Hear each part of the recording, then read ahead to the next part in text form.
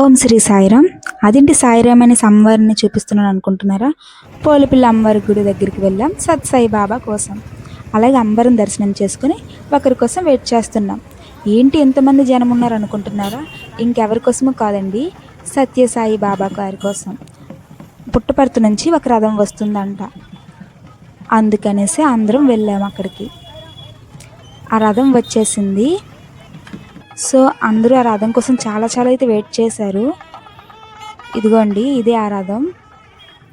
ఈ వెహికల్లో సత్సాయి బాబా వారు, అలాగే అక్కడ పాదాలు కూడా ఉంటాయి. అందరూ దర్శించుకున్నారు. దర్శించుకున్న తర్వాత ఇంక ఈ కార్యక్రమాన్ని స్టార్ట్ చేశారు. రాజం పోలిపిల్ల అమ్మవారి గుడి నుంచి ఇంక స్టార్ట్ చేశారనమాట. ఇదనమాట. అదిగోండి, ఇంకా మా వాళ్ళతో నేనైతే ఒక చిన్న వీడియో తీసేసాను ఆ వెహికల్తో. సో ఇలా అందరూ కొన్ని అవి పట్టుకొని, అలాగే ఇక్కడ కొన్ని వ్యాసాలు కూడా వేశారు. రాముడు, లక్ష్మణుడు, ఆంజనేయ స్వామి, కృష్ణయ్య, అలాగే శివయ్య ఇలా అనేసి. చాలా బాగుంది ఈ కార్యక్రమం అయితే. చాలా మంచిగా అయిందనమాట. హడావిడిగా సరదాగా. సో మన రాజంకి కింగ్ ఎవరో తెలుసా? మన సిఐ గారు.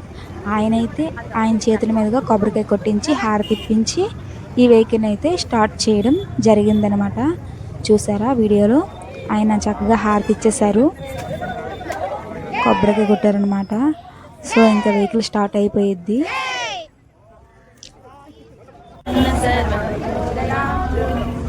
ఇది ఆ రథం స్టార్ట్ అవ్వడానికి, ఇక్కడ మన రాజ్యం నుంచి స్టార్ట్ అవ్వడానికి ముందున అక్కడ చాలా ఉంటాయి.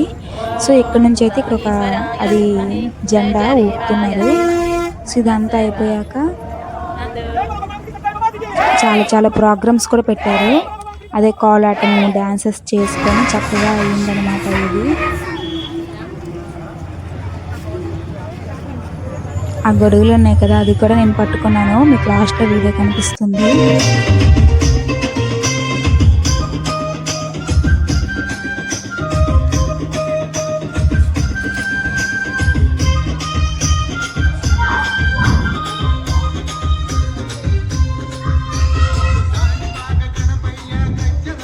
ఏదేమైనా సత్సాయి బాబా ఈవెంట్స్ ఏవైనా చాలా బాగుంటుంది. అందరూ కలిసికట్టుగా ఉంటారు.